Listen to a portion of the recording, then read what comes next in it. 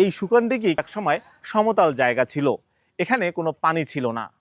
হঠাৎ করেই এক রাতের মধ্যেই স্থানীয় লোকজন দেখেন যে শুকনা জায়গা থেকেই পানি ওঠা শুরু হয়েছে এবং বিশাল বড় একটি দিঘি হয়েছে। সেই থেকে বর্তমান এটি কেবল একটি দিঘি নয়, এটি স্থানীয় মানুষের একটি। আসসালামু আলাইকুম প্রিয় দর্শক, আমি সাইফুল ইসলাম সৌরভ। এই মুহূর্তে আছি লালমনিরহাটের একটি ঐতিহাসিক স্থান সুকানদিঘিতে। আজ এই সুকানদিঘি ঘুরে ঘুরে দেখব, সেই সাথে জানবো এর ইতিহাস সম্পর্কে।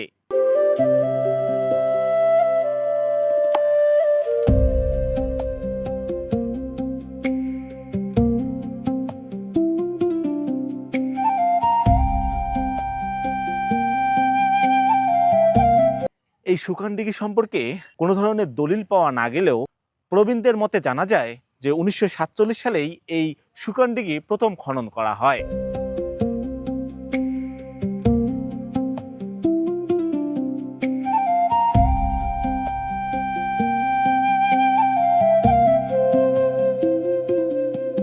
লোকমুখে শোনা যায় যে এই সুকানদিঘি একসময় সমতল জায়গা ছিল, এখানে কোনো পানি ছিল না। হঠাৎ করেই এক রাতের মধ্যেই স্থানীয় লোকজন দেখেন যে শুকনা জায়গা থেকেই পানি ওঠা শুরু হয়েছে এবং বিশাল বড় একটি দিঘি হয়েছে। সেই থেকে স্থানীয়রা এই দিঘির নাম দিয়েছে সুকানদিঘি। 1947 সালের পর বহু বছর ধরে এই খালটি অবহেলায় অযত্নে পড়েছিল, সে কারণেই পলি পড়ে আবার ভরাট হয়ে গিয়েছিল। পরবর্তী সময়ে 1980-র দশকে সাবেক রাষ্ট্রপতি হুসেন মোহাম্মদ এরশাদের আমলে সরকারিভাবে এটি পুনরায় খনন করা হয়।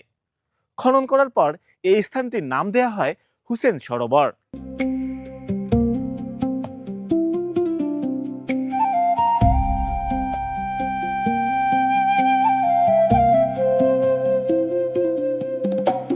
বর্তমান এটি কেবল একটি দিঘি নয়, এটি স্থানীয় মানুষের একটি আয়ের উৎস।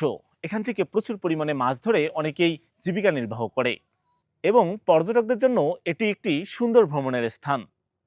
কিভাবে আসবেন এই স্থানে? রংপুর কিংবা কুড়িগ্রাম হয়ে আসতে চান তাহলে মুস্তফি থেকে সোজা চলে আসতে পারেন মণ্ডলের হাট। মণ্ডলের হাটে আসলেই যে কাউকেই বললেই দেখিয়ে দেবে এই সুকানদিঘির ঠিকানা।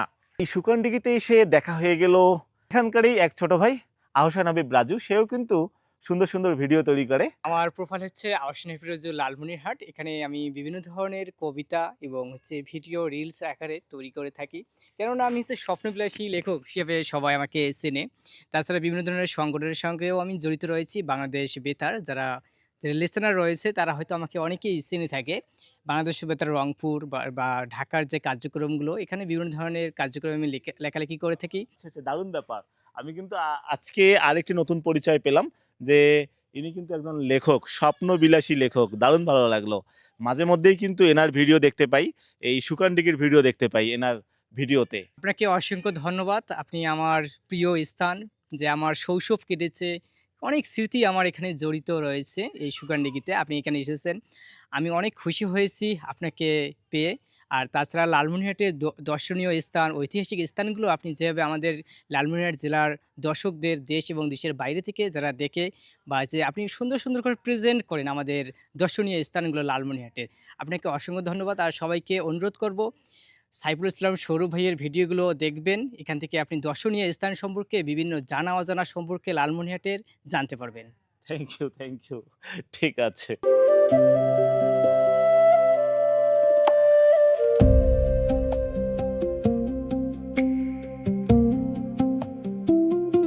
এই সুকানদিঘি এখন আমি মোটরসাইকেলের পিছনে ঘুরছি। আমি আসলে একটু ঘুরে ঘুরে দেখার চেষ্টা করছি যে কি কি আছে এই সুকানদিঘিতে। এই যে দেখুন, সুকানদিঘিতে কিন্তু অনেক অনেক গাছগাছালি রয়েছে, মানে বিভিন্ন ধরনের ফলের গাছ রয়েছে, কাঠের গাছ রয়েছে। এছাড়াও দর্শনার্থীদের বসার জন্য সুন্দর জায়গা রয়েছে। আপনারা আপনাদের প্রিয়জনদের নিয়ে এসে এখানে দীর্ঘ সময় পার করতে পারেন। এছাড়াও ছোটোখাটো পিকনিক স্পট হিসেবেও ব্যবহার করতে পারেন আপনারা এই সুকানদিঘিকে। লালমনিরহাটের কিন্তু অন্যতম একটি জায়গা এই সুকানদিঘি।